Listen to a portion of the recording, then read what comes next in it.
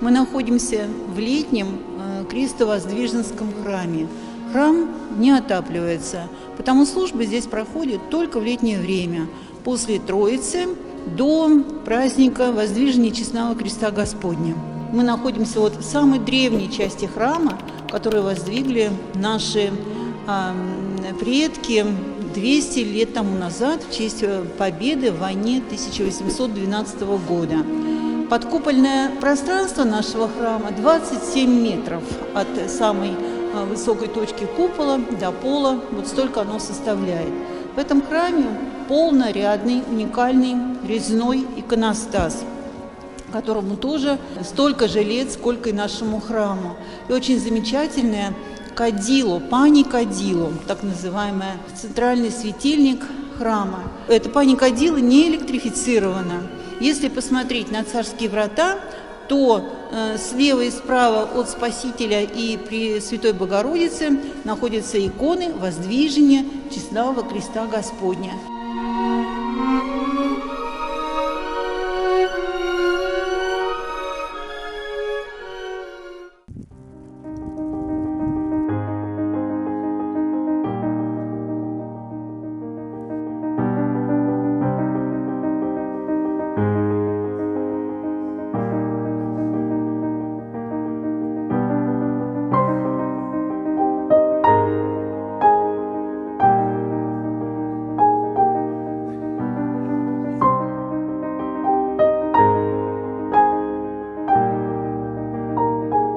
Мы с вами находимся в Свято-Троицком храме города Костерева.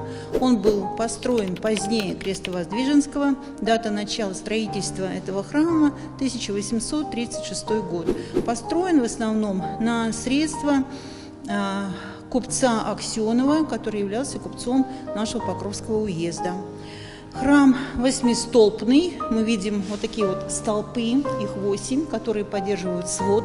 Между столпами арочные перекрытия, образующие полусферы.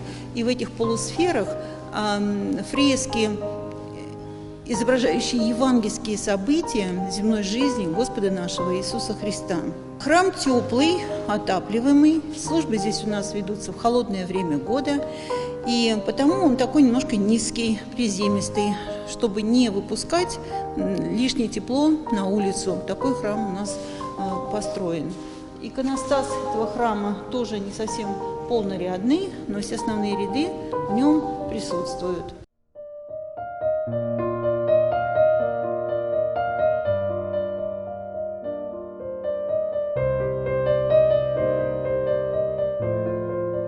В нашем храме мощи Святой Блаженной Матроны Московской, да, это тоже такая хоть не редкость, да, потому что мы знаем, какое паломничество к ней совершается в Москве, да, то есть люди стоят в очереди, чтобы попасть к ней, приложиться к мощам, просить о помощи, просить ее обо всем. По милости Божией, опять-таки, по благодати, наверное, и Святой Блаженной Матроны Московской, просто так мощь никогда не появляется в каких-то местах, да, но по ее, наверное, тоже воле, они у нас появились тоже в этом храме. Епископ Златоустский и Саткинский.